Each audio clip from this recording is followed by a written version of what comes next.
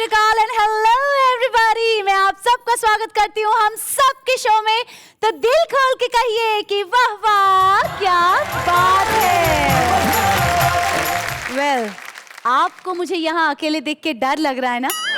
मुझे भी थोड़ा बहुत डर लग रहा है, पर क्या करें, हमें आज जरा शो अलग ढंग से शुरू करना है। अरे हिट है कहाँ अलग ढंग से, मतलब तू किसी भी ढंग से शुरू करा, बाय गॉड मतलब मजा आया था। क्या चीज है मतलब कि जब बोलती है कलेजे में उतर जाती है, बॉडी में जिधर भी है कलेजा, मतलब कि बता रहे हो यार।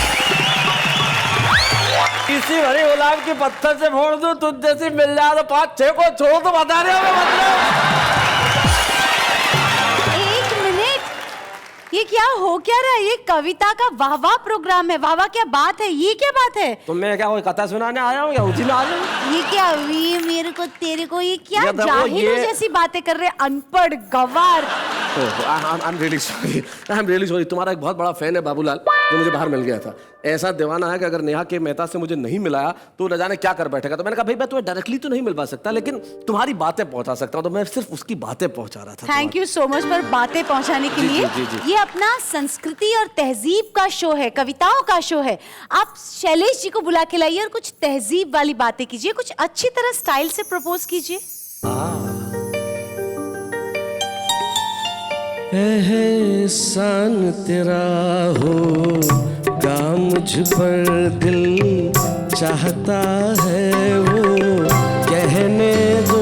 एक मिनट, हमेशा आप ही तो कहते रहते हैं शैलेश जी पूरे शो में, कभी हमको भी कहने दो। अच्छा ठीक है, तो अगली लाइन तुम कह दो। मुझे तुमसे मोहब्बत हो गई है, मुझे पलकों की छाँव में रहने दो। एहसान तेरा होगा मुझ पर। क्या चुप हो जा, ऐसा होगा मुझ पे भी होगा, इन लोगों पे भी होगा, जितना कह दिया बहुत है। लेकिन भैया बड़ा तमीज और तहजीब के साथ हमने आपको ये बताया कि जिंदगी में तमीज और तहजीब कितनी जरूरी है। अगर तहजीब नहीं है तो जिंदगी जिंदगी नहीं है। तो आइए आज के हमारे कवि मित्रों से मिलते हैं जो हमें सिखाएंगे तहजीब और तमीज के नए नए तरीके। जरा उनके लिए तालियां तालियां तालियां बजा दीजिए। ये होगा कुछ बात। मेरे मामा जी की उम्र 90 साल है, पर ये कमाल है, एक तो सफेद बाल है, पिचके हुए गाल है, ना कहीं पेट में हाथ है ना मुंह में दांत है, पर हफ्ते में 2 बार एक बात जरूर बोलते हैं, वाह वाह क्या बात है। नमस्कार। आज के समाचारों में जिन्हें आप पढ़ चुके हैं कल के अखबारों में। बहुत अच्छे। पड़ोसी देश के राष्ट्रपति ने पत्रकारों को बताया कि अब हम भारत के विरुद्ध परमाणु बम बनाने का इरादा नहीं छोड़ेंगे। यदि बाहर काम नहीं आएगा तो घर में ही फोड़ेंगे। बहुत अच्छे। मांगू तुझसे मैं भगवान, दे दो एक पति धनवान, सोने जैसा तन हो जिसका मन हीरे की खान। मांगू मैं तुझसे वरदान, दे दो एक पति धनवान। अब उसमें क्या क्या खूबियां होनी चाहिए वो सुनिएगा कि सूर्यवीर सलमान खान सी हो उसकी स्टाइल, शाहरुख जैसी फीलिंग हो और अक्षय सी स्माइल, यूं तो चलेगा आमिर खान। दे दो एक पति धनवान, दे दो एक पति धनवान। शैलेश जी का शो जो चल रहा है उसका नाम है वाह वाह क्या बात है, और मुझे भी लेके कोई एक शो करने वाला है बाबू, उसका नाम है वाह वाह क्या दांत है। खिलते हुए गुलाब को भी घास बना दे, सच्ची मोहब्बतों को टाइम पास बना दे। चालाक बहुत है ये आजकल की लड़कियां, ये जिसको चाहे उसको देवदास बना दे। वाह वाह वाह।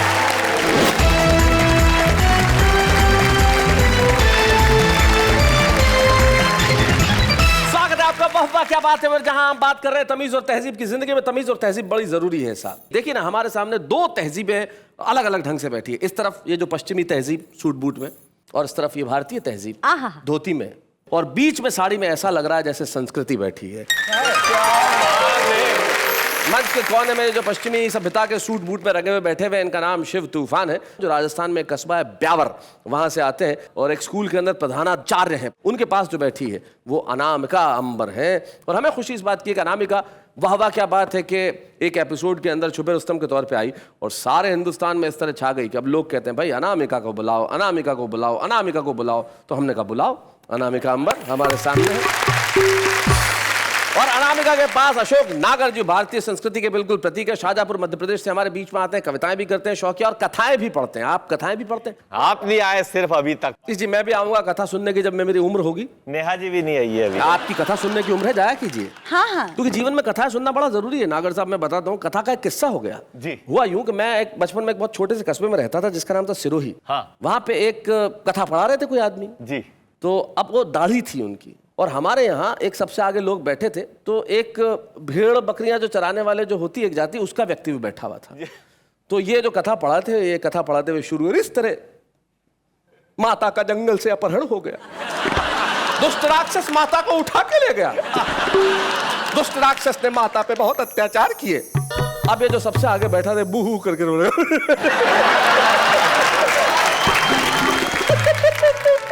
क्या हुआ? सबने यही पूछा था क्या हुआ। गुरुजी ने भी पूछा क्या हुआ, उन्हें बुलाया स्टेज पे और जनता के सामने दिखाया, देखो ये होता है प्रेम, क्या बात। ये होती है करुणा। कि जब मैं माता के अपहरण की घटना सुना रहा था, इसकी आंखों में आंसू आ गए। बटा बच्चा क्यों रोया तू? अरे बोले साहब कुछ दिनों पहले मेरा बकरा खो गया, आप जब दाढ़ी हिला हिला के बोल रहे थे मुझे उसकी बहुत याद आई साहब। भाई हम एक ऐसे रचनाकार को बुलाते हैं जिसके सुनाने के अंदाज में खास बात है, एक विशेषता है। अशोक नागर जब कविताएं पढ़ते हैं तो एक जो रस्टिक फ्लेवर है, जो हमारे कस्बों में हमारे गांवों में जो भाषा बसती है, जो अंदाज बसता है, उस ढंग को अशोक नागर साहब प्रस्तुत करेंगे। उसमें कितनी तमीज होती है, कितनी तहजीब होती है, ये तो जब वो बताएंगे तभी पता चलेगा। आइए नागर साहब।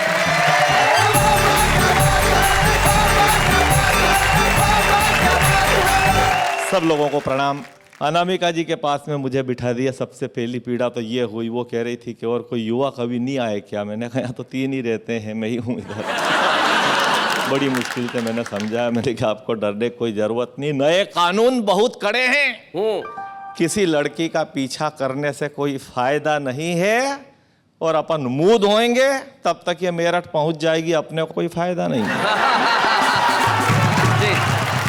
बहुत अच्छा हुआ कि आप अपने आप ही समझ गए, वरना मैं आपसे यही कहती कि सांझ उम्र की हो चली, खत्म करो एहसास, प्रेम नहीं प्रेयर करो, ले लो तुम संन्यास, छोड़कर सारे काम, जपो तुम देसी आराम। बिल्कुल आप सही कह रही है और मेरे में भी इतनी अकल तो है, मेरी उम्र मुझे खुद को तो दिख ही रही है। मेरे मामा जी की उम्र 90 साल है, पर यह कमाल है, एक तो सफेद बाल हैं, पिचके हुए गाल हैं, ना कहीं पेट में हाथ है ना मुंह में दांत है, पर हफ्ते में 2 बार एक बात जरूर बोलते हैं, वाह वाह क्या बात है। अब शैलेश जी जबरदस्ती नेहा जी को डरा रहते, बाबू पटेल बन के लाल रुमाल बांध के। हाँ देखो ना, आपको डरने की जरूरत नहीं है, ओरिजिनल बाबूलाल पटेल तो मेरे गांव में है और वो बाकी कोई काम नहीं करता, हमेशा चुनाव ही लड़ता है। देखो एक दिन मैं गया, ग्राम पंचायत के चुनाव चल रहे थे भाई साहब, प्रचार हो रहा, 300 रुपए रोज में छोरे काम कर रहे हैं और उनको काम ये दिया कि एक ही बात बोलना है, दिन भर जीतेगा भाई जीतेगा, बाबू पटेल जीतेगा। अच्छा।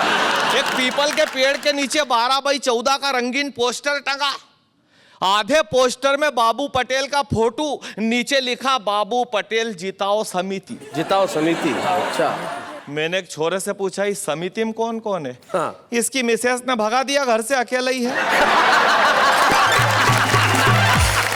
आधे पोस्टर में बाबूलाल पटेल की योग्यताएं लिखी, कर्मठ, योग्य, सुशील, पढ़े लिखे, ज्ञानी, समझदार, अनुभवी, आधी रात को हाजिर होने वाला नेता। उससे बचता बचाता घर गया, मेरे को नहीं पता कि ये चुनाव का बुखार सब जगह है, मेरे घर 25 आदमी खड़े, घर में घुसने की जगह नहीं। मैं जबरदस्ती घुसा तो एक चिल्लाया, नागर दादी कूदी है। अच्छा। मैंने कि दादी कूदी तूने धक्का दिया, कि दादी ने च्यवनप्राश का डबल डोज लिया। अरे यार चुनाव में ही कूदी, मैं कूदने दे, बचेगी तो निकाल लेंगे, मैं पानी तो पी लूं, मेरे ही घर में तो जाने दे।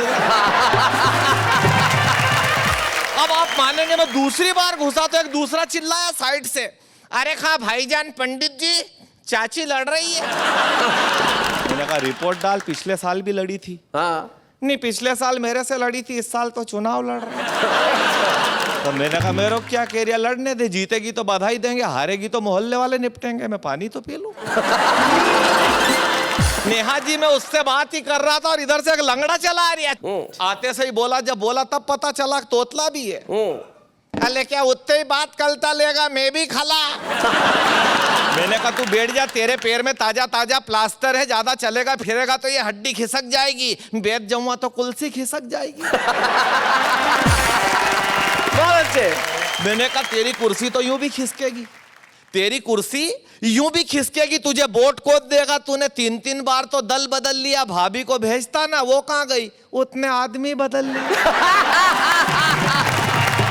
मैंने कहा लड़के कहाँ हैं, 2 जेल में हैं और 2 को अभी पुलिस ढूंढ रही है। मैंने पूछा पुलिस भाभी को ढूंढने नहीं गई, वो पुलिस वाले के साथ ही तो गई। जब तेरा बैकग्राउंड ऐसा है तो फिर तू चुनाव में खड़ा ही क्यों हुआ, फिर कहाँ खड़ा होता। गांव वालों ने यही राय दी कि भले लोगों में खड़े होने का टाइम तो टल गया, जा चुनाव में खड़ा हो। क्या बात है, क्या बात है, क्या बात है, बहुत अच्छे अशोक जी, बहुत बढ़िया। जब से यही खड़ा हूँ, मेरी बेटी आती है तो 2 ही टाइम टिफिन दे जाती है। अच्छा घर में तेरी बेटी अकेली है क्या? नहीं अकेली थी कल तक तो, अब जमई साहब भी छूट के आ गए।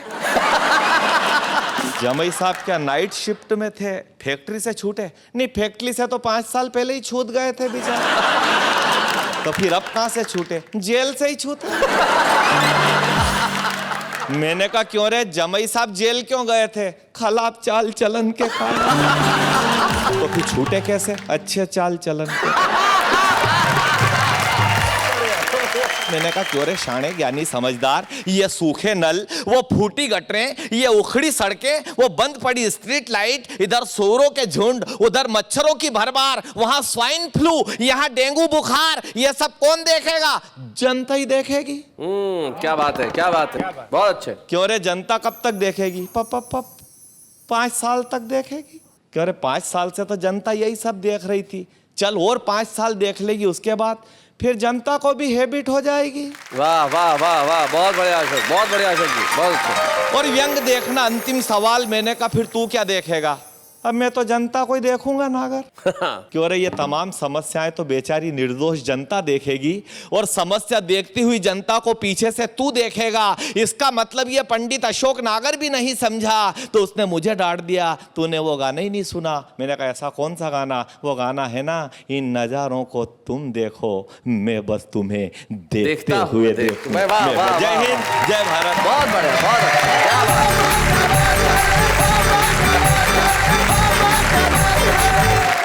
बहुत बढ़िया अशोक नागर जी, बहुत बढ़िया। आपने जिस ढंग से सुना, और जो वाचिक परंपरा की जो हमारी कहन शैली है, उस कहन शैली को आपने प्रस्तुत किया। आपको पता नहीं है, ऐसा एक आदमी पान खरीदने चला गया, पान वाले से तहजीब की उम्मीद कर रहा था।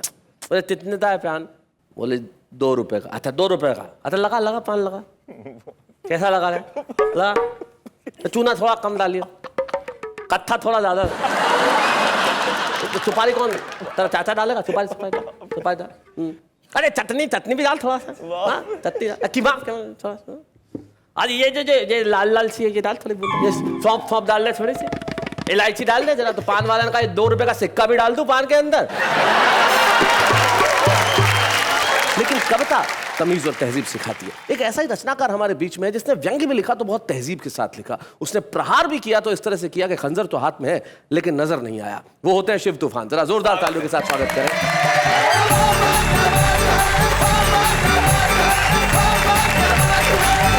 शैलेश जी, पूरा देश जानता है कि कवि सम्मेलनों के मंच से बहुत आगे निकल के आप आज देश दुनिया के नंबर 1 टीवी एंकर हो गए हैं। आपकी ये ऊंची उड़ान देख के अब तो मुझे भी हसीन सपने आने लगे। मैं हास्य व्यंग का कवि शिव तूफान एक सपना देखने लगा कि मैं समाचार वाचक बन गया हूं। अच्छा। तो किसी टीवी न्यूज चैनल पे शिव तूफान अपने व्यंग और कविता की शैली में अगर देश के समाचार आप तक पहुंचाएगा तो किस लहजे में पहुंचाएगा? सुना। बीते वक्त से इस पल तक, राजनीतिक दाव पेच और छल तक प्रस्तुत है राष्ट्रीय समाचारों का नया चैनल कल तक। बहुत अच्छा, बहुत बढ़िया। नमस्कार। आज के समाचारों में जिन्हें आप पढ़ चुके हैं कल के अखबारों में, बहुत अच्छे। पड़ोसी देश के राष्ट्रपति ने पत्रकारों को बताया कि अब हम भारत के विरुद्ध परमाणु बम बनाने का इरादा नहीं छोड़ेंगे। यदि बाहर काम नहीं आएगा तो घर में ही फोड़ेंगे। बहुत अच्छे। अमेरिकन राष्ट्रपति ओबामा अगले सप्ताह भारत आएंगे।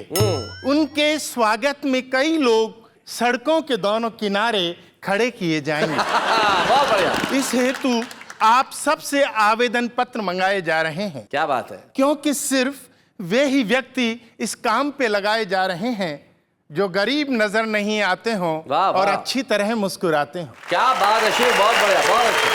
ताकि जब वे आएं तो पुराने कर्जों के बारे में कुछ न कहें और देश को नए कर्जे देते रहें। क्या बात है भाई, वाह, बहुत अच्छे। घाटी में कल रात अलग अलग घटनाओं में कुल 10 ही लोग मरे। 10 ही लोग मरे भाई, बहुत बढ़िया शिव, बहुत अच्छे। पत्रकारों के पूछने पर पुलिस महानिरीक्षक ने बताया, इसमें हम क्या करें? क्या बात है, वाह वाह वाह वाह वाह वाह, बहुत बढ़िया। किसी मंत्री ने पत्रकारों को बताया कि अब रेल दुर्घटनाओं में मरने वालों को 2 लाख रुपए दिए जाएंगे और हमें पूरा विश्वास है कि आने वाले समय में अधिक से अधिक लोग इस योजना का लाभ उठाएंगे। भाई बहुत अच्छे शिव। बढ़िया है। एक मंत्री ने अंतरराष्ट्रीय शिक्षा संबंधी कागजातों पर अपना अंगूठा लगाते हुए कहा, अच्छा।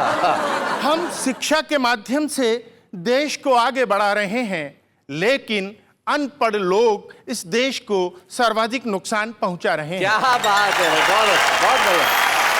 फिल्म निर्माताओं ने सरकार से अनुरोध किया है कि हमें विधानसभाओं में बहस के दौरान शूटिंग करने की इजाजत दी जाए, अच्छा। ताकि मार धाड़ के दृश्यों को फिल्माने का हमारा खर्चा बच जाए। क्या बात है, बहुत अच्छा। एक अभिनेत्री ने इस वर्ष के अपने चौथे विवाह पर पत्रकारों को बताया जी, इस वर्ष के चौथे। कि प्रेम के सागर में एक दिन पूरा देश डूब जाएगा, अच्छा। लेकिन मैं आपको ये नहीं बता पाऊंगी कि आपका नंबर कब आएगा। और अब खेल समाचार। ओलंपिक संघ ने भारतीय खिलाड़ियों को एक विशेष प्रमाण पत्र दिया, अच्छा। जिसमें लिखा था कि भारत ने सभी खेलों में उत्साहपूर्वक भाग लिया और दूसरे देशों को आगे बढ़ने का मौका दिया। 4 देशों की टेनिस प्रतियोगिता में भारत ने चौथा स्थान प्राप्त किया। वैसे गत बार भारत ने इस प्रतियोगिता में तीसरा स्थान प्राप्त किया था, क्योंकि तब कुल 3 ही टीमों ने भाग लिया था। एशियाई खेलों में भारत ने कबड्डी में स्वर्ण पदक पाया, अच्छा। क्योंकि एक दूसरे की टांग खींचने का भारतीय अनुभव खिलाड़ियों के बहुत काम आया। क्या बात है, बहुत बढ़िया। और अब हर बार मौसम संबंधी वही समाचार। वही समाचार। उपग्रह से प्राप्त एक चित्र के अनुसार अगले 24 घंटों के बारे में ऐसा अनुमान है कि देश के विभिन्न भागों में ठंडी या गर्म जैसी भी होंगी हवाएं चलेंगी। जैसी भी होगी। जहां नहीं चलेंगी वहां फिर कभी चलेंगी। और अब 4 महानगरों का तापमान। क्षमा कीजिए श्रीमान, तापमान के ताजा आंकड़े आज हमारे पास नहीं आए, अच्छा। इसलिए कृपया आप कल वाले तापमान से काम चलाएं। क्या बात है, बहुत बढ़िया, बहुत अच्छे।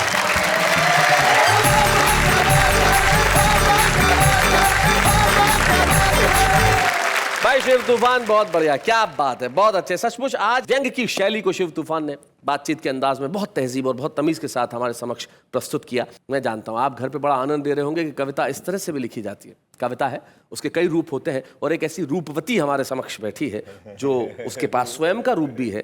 तो देर किस बात की, जनता सामने है, अनामिका अंबर, आइए जरा जोरदार तालियां बजाइए।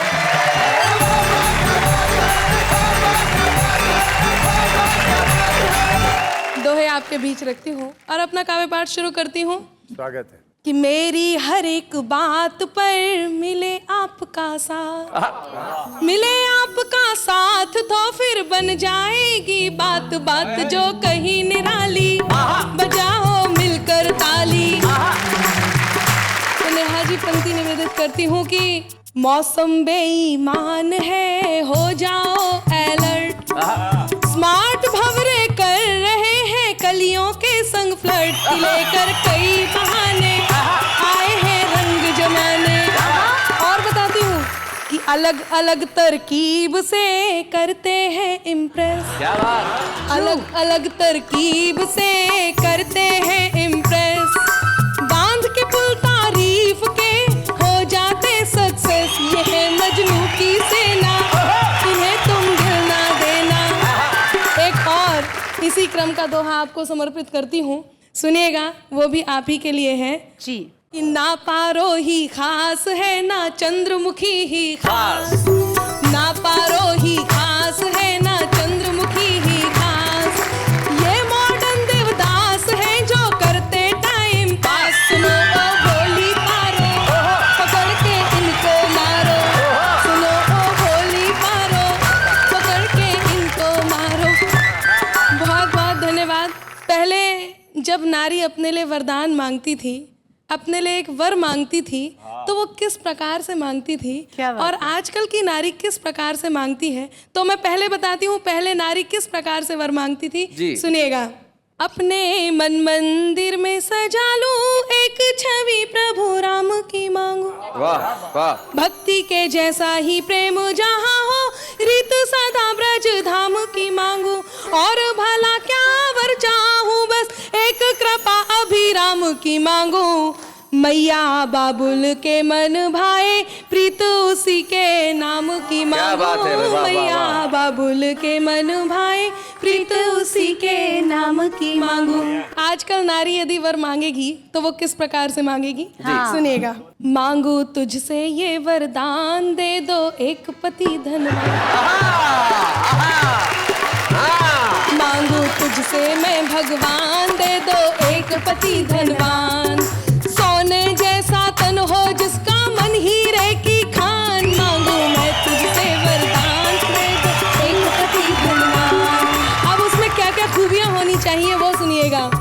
कि सूर्यवीर सलमान खान सी हो उसकी स्टाइल, शाहरुख जैसी फीलिंग हो और अक्षय सी स्माइल, यूं तो चलेगा आमिर खान, दे दो एक पति धनवान।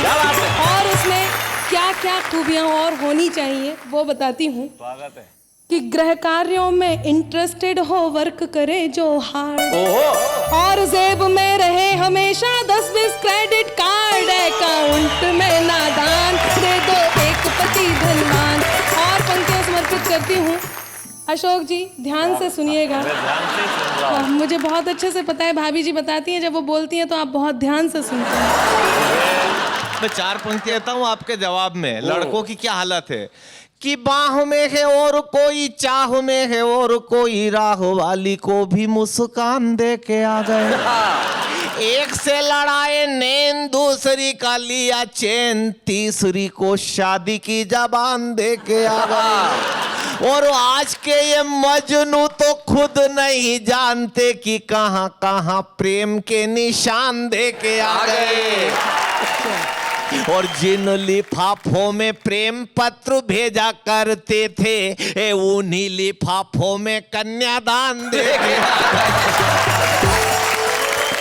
बहुत अच्छा। एक लड़के ने प्रपोज किया एक लड़की को, बोले मेरे पास मेरे दोस्त की तरह बंगला तो नहीं है, हाँ, मेरे पास उसकी तरह महंगी महंगी कारें नहीं है, मेरे पास उसकी तरह क्रेडिट कार्ड नहीं है, बहुत बड़ा बैलेंस नहीं है, लेकिन मेरे पास दिल है, दे दूं क्या? बोले दोस्त का नंबर दे। तो तो जिस देश में हाल ये है वहाँ यही गीत ठीक है, सुना। कि आंखें नीची करके बोले नहीं वो सीना ताने, अगर प्यार से टॉमी कह दूं बुरा नहीं वो माने। कि आंखें नीची करके बोले नहीं वो सीना ताने, अगर प्यार से टॉमी कह दूं नहीं बुरा वो माने। दे दे इतना सा सम्मान, दे दो एक पति धनवान। और गीत का अंतिम बंद आपके बीच रखती हूँ, सुनिएगा। लेकिन टॉमी पे इन्हें बड़ा मजा आया भाई, टॉमी पे इतना मजा क्यों आया? जरा जाहिर करें। वो प्यार से कुछ भी कह लो, अपने प्यार से कुछ भी कह लो तो मर्द है, मर्द है ये। जब जचे प्यार बांटता भी है, और अगर टॉमी है तो ध्यान रखना तलवे चाटता भी है और काटता भी है। गीत का अंतिम बंद आपके बीच रखती हूँ।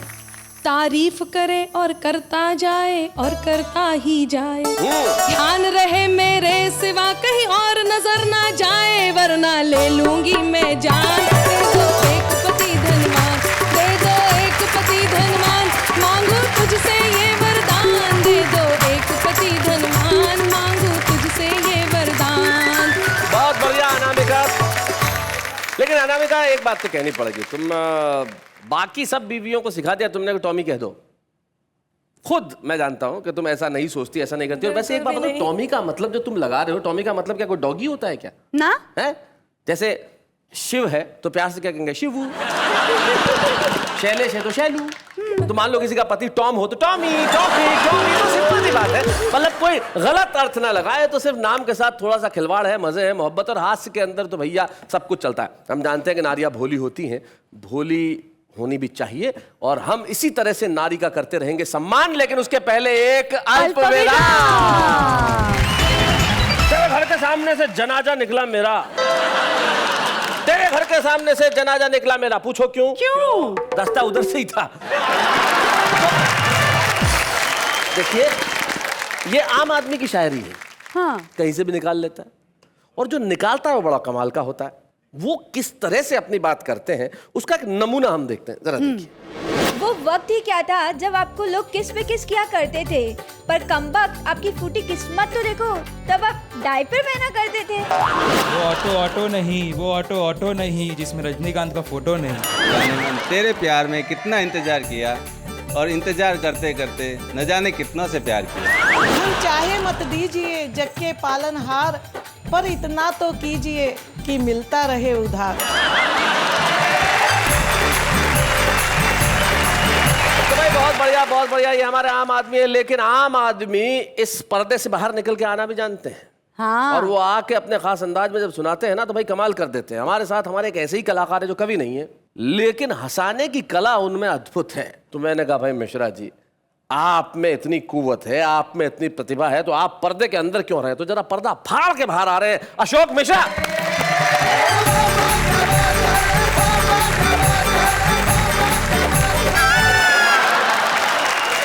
एक मिनट भाई साहब, आप क्या आते गिर क्यों गए?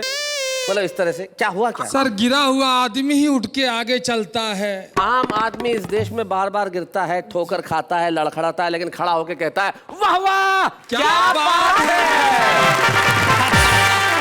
मेरा नाम अशोक मिश्रा है जी। मेरे देवरिया में एक डॉक्टर हैं। देवरिया उत्तर प्रदेश? देवरिया उत्तर प्रदेश जी। वो डॉक्टर हैं और उनके खुद के दांत इतने लंबे लंबे। और पूछा किस चीज के डॉक्टर हैं? बाबू दांतों का डॉक्टर हूँ। तो मैं आप सभी को दांत जोड़कर प्रणाम करता हूँ। दांत जोड़कर बहुत। नेहा जी, एक शेर अपनी तरफ से आप पे मारूंगा। शेर। सीटी लगती हो जब तुम मुस्कुराती हो, मेरे दिल को बहुत ही ज्यादा तुम भाती हो। बहुत अच्छे। जी करता है आज शाम को डिनर कराऊं, जाइए। मगर कराऊंगा नहीं, क्योंकि सुना है तुम ठूस ठूस के खाती हो। अब यही दतोड़ा कवि यानी डॉक्टर मुझसे बोला, अशोक बाबू वाह वाह क्या बात से बुलावा आया है, मुझे जाके कविता सुनानी है। लो। तो मैंने कहा कौन सी कविता सुनाएंगे? तो उन्होंने एक कविता सुनाई, देखिए किस तरह से कि मंडप में कहने लगी, क्या बात है, मंडप में कहने लगी मुझसे मिस कपूर के मर्दों के मांग में क्यों भरते नहीं सिंदूर। तो हमने जवाब दिया कि मर्दों के मांग में सिंदूर भरे जाते, दुनिया के सारे टकले कमारे रहे जाते, दुनिया के सारे टकले कमारे रहे जाते। मैंने कहा अरे ये कविता बहुत अच्छी है लेकिन ये आपकी नहीं है बेटा। अगर मैं किसी की बेटी को अपनी पत्नी बना सकता हूं तो क्या किसी की कविता नहीं सुना सकता हूं? तो दतोड़ा कवि को इसी के साथ दीजिए इजाजत।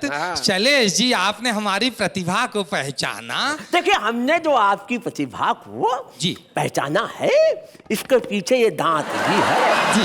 जो दांत की बहार दांत से टकराई जी। तो दतोड़े हमें तुम्हारी याद आई। अरे मैया, अरे मैया। तुमने किसी और की कविता सुनाई जी तो भगवान कसम ये जो दो दांत बाहर है जी थोड़ी देर में जमीन पे नजर आएंगे। तो इससे पहले कि ओरिजिनल कवि खुद आ जाए जी निकल लो। वाह वाह क्या दांत है, वाह वाह क्या दांत है, वाह वाह क्या दांत है। Thank you Ashok, thank you so much, thank you Ashok. भाई ये था अशोक मिश्रा, बहुत बढ़िया। ये जो कैरेक्टर्स बनाने की कला है बहुत कम लोगों में होती है, लेकिन अशोक ने एक बहुत खूबसूरत कैरेक्टर बनाया दतोड़ा, और बड़ी तहजीब और तमीज के साथ। ये लोग दांत के दर्द से बड़ा परेशान होते हैं। मुझे याद है हुल्लड़ मुरादाबादी साहब एक जमाने में कहा करते थे कि एक दांतों के डॉक्टर के पास एक बुढ़िया चली गई। बोले माता जी थोड़ा मुंह खोल दीजिए, बोले आ, और खोल लीजिए, आ, और खोल लीजिए, आ, थोड़ा सा और खोलिए, आ। अबे मुंह क्या मुंह में बैठ के दांत निकालेगा?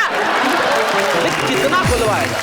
दर्द जिंदगी में कहीं भी किसी भी तरह से उत्पन्न हो सकता है, लेकिन हम बड़े तमीज, तहजीब और एहतराम के साथ आपको ये कहना चाहते हैं कि आपकी जिंदगी में अगर दर्द होगा तो उसे हम दूर कर देंगे। दूर करेंगे कविताओं से और करते रहेंगे हम हास्य का एहतराम। लेकिन उसके पहले एक अल्प विराम। स्वागत है फिर से आपका उस शो में जिसका नाम है वाह क्या बात है। और भाई कमाल के आप लोग जो बड़ी तमीज और तहजीब के साथ कविताएं सुनते हैं। आखिरी बार आपकी जिंदगी में तहजीब लफ्ज कब आया था? अभी जो आपने बोला तब सुनाई दिया तब। वाह वाह वाह वाह, बहुत अच्छा। भाई तमीज से याद आया, आप लोगों के साथ कभी किसी ने कोई बदतमीजी की है नागर साहब? बदतमीजी तो किसी ने नहीं की, बाहर तो घर में ही होती है। एक ने कहा था कि पंडित जी कभी पजामा पहनते हो कभी धोती, क्या फर्क? मैंने कहा कोई फर्क नहीं, पजामा पहनो या धोती। पहले मिसेज धोती थी, अब नहीं धोती। आप बताइए।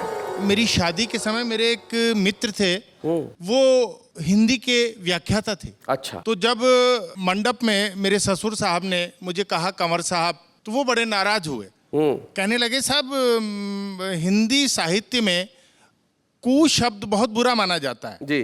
किसी भी अच्छी बात के लिए सु शब्द लगाया जाता है। फिर कुंवर साहब का जो उन्होंने जो पोस्टमार्टम किया, मैं समझता हूँ कि मेरे साथ सबसे बड़ी बदतमीजी हुई। जीवन में इस तरह की बदतमीजियां या तहजीब या तमीज जिंदगी में कहीं ना कहीं होती रहती है, लेकिन कविता लिखने की तमीज और तहजीब आपको क्या लगता है कि सिर्फ बड़े शहरों में होती है? ऐसा नहीं है। आपको क्या लगता है कि उम्र के तीसरे या चौथे या पांचवें दशक वाले लोग ही कविताएं लिख सकते हैं? ऐसा नहीं होता।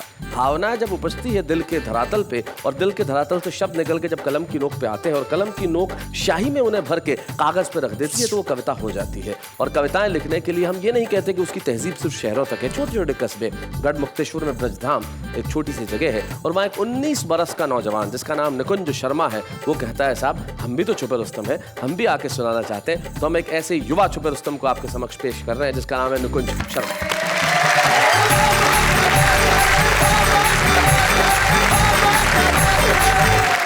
हास्य के माध्यम से मैं प्रेम और प्यार की बातें करता हूँ जी।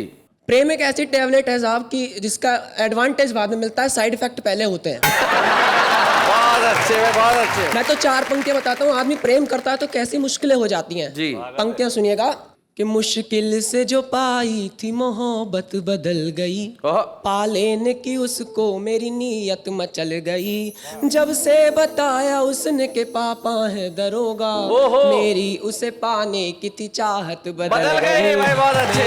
उसे पाने की थी चाहत बदल गई। एक मिनट, वो तुम्हारी दीदी कुछ कह रही है। एक छोटी सी सलाह मैं तुम्हें दूंगी निकुंज जी, कि मोहब्बत जिनको होती है मुकद्दर रूठ जाता है, मुसाफिर संग जो चलता सफर में छूट जाता है। इसलिए दिलों से खेलने मत दो कभी नादान लोगों को, खिलौना कांच का है ये कि अक्सर टूट जाता है। रास्ते में जो मिल जाए वो अक्सर छूट जाती है, और बाप दरोगा हो तो दिल नहीं हड्डियां टूट जाती हैं। ये सलाह दो उसको। जी नहीं अनामिका जी, मैं भी उत्तर प्रदेश से हूँ, मैं भी आपको उत्तर देने नहीं रहूंगा जी। कि प्यार के बदले प्यार मिले ये रीत कहाँ अब दुनिया में। संग संग उम्र बिताने वाले मीत कहाँ अब दुनिया में। मन का मर्म जो समझे बांटे दुख सुख दोनों जीवन के, बस जिस्मों के आकर्षण है प्रीत कहाँ अब दुनिया में। बस जिस्मों के आकर्षण है। भाई बहुत बढ़िया तुमने लाइनें बड़ी, सारे जमाने को इसने दिखा दिया, आखिर इस छोटे से बच्चे ने आंटी को सिखा दिया। भाई क्या बात है, बहुत बढ़िया। चार पंक्ति और देखिएगा कि आजकल की लड़कियां किस तरह की हैं। जी जी। लड़कियों पे नहीं, कि खिलते हुए गुलाब को भी घास बना दे, सच्ची मोहब्बतों को टाइम पास बना दे। चालाक बहुत है ये आजकल की लड़कियां, ये जिसको चाहे उसको देवदास बना दे। और प्यार में जब तक 2-4 बार कुटाई नहीं हो जाती ना पट्टे की, तो लोग बात मानते ही नहीं है कि अगले का प्यार सच्चा है। मैं तो 4 पंक्ति पढ़ता हूँ। तेरा अजीज खुद को बनाने में रह गए, खर्चों के बिल को तेरे चुकाने में रह गए।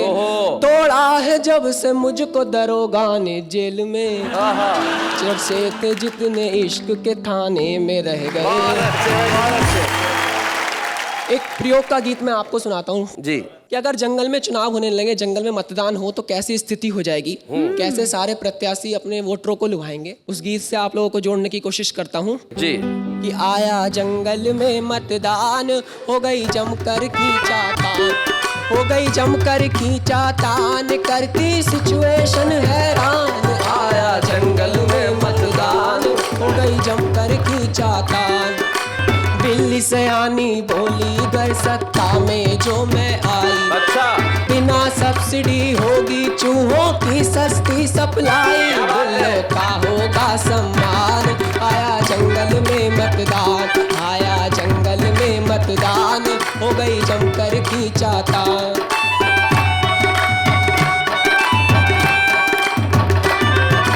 बोला गधा टशन में सारे जनपद के पद मेरे, क्या बात, इंसानों की संसद चला रहे हैं गधे बतेरे। क्या बात है, इंसानों की संसद चला रहे हैं गधे बतेरे, कुछ तो बन गए बहुत महान। आया जंगल में मतदान, आया जंगल में मतदान, हो गई जमकर खींचातान। चूहे चाचा बोले ताने, हाथी जी का लंगोटा, कर सत्ता मिल जाए दूंगा घोटा, लोका कोटा, चूहे सब होंगे धनवान। आया जंगल में मतदान, आया जंगल में मतदान, हो गई जमकर खींचातान। और महंगाई ने क्या स्थिति ला दी है देश में, 2 पंक्तियां महंगाई पे। सब्जी सारी खाब हो गई, दाल हो गई सिकना, आलू गाजर चिड़ा चिड़ा कर दिखा रहे मुंह अपना, ले लिए महंगाई ने प्राण। हो गई जमकर खींचातान, हो गई जमकर खींचातान, करती सिचुएशन हैरान। निकुंज बहुत बढ़िया। निकुंज ने जो है कविता सुनाई, एक छोटी सी जानकारी मैं जरूर देना चाहूंगा। एक बड़े प्रसिद्ध कवि हैं और हमारे भी बड़े प्रिय हैं, प्रसिद्ध हैं, डॉक्टर अशोक चक्रधर। पंचतंत्र की उन्होंने कहानियां लिखी कि अगर जंगल में चुनाव आएगा तो क्या होगा। और वो बड़ी ही खूबसूरत कहानियां, बहुत ही प्रभावी ढंग से उन्होंने उस कविता को लिखा। निकुंज ने उस ज़मीन को लिया और अपने गीत को आगे बढ़ाया, लेकिन निश्चित तौर पे ये ज़मीन डॉक्टर अशोक चक्रधर की कविता से निकली है। और मैं ये कहना चाहता हूँ निकुंज, सबसे पहले तुम्हें कि तुम में कविता की भरपूर प्रतिभा है, और जब आज हम तुम्हें एक वाह वाह क्या बात है कि छुपे रुस्तम के रूप में स्मृति चिन्ह देंगे, तब तुम लेके जाओगे, गली मोहल्ले में बताओगे, और जिसकी वजह से थाने में पिटे थे उसको कहोगे अब आके देख मैं छुपा रुस्तम हूँ। निकुंज शर्मा। या बूढ़े हैं, नर है या नारी है, हंसी देने वालों के सब ही आभारी है, कविता सुनाने वाले सबको हंसाने वाले अब सबके साथ है।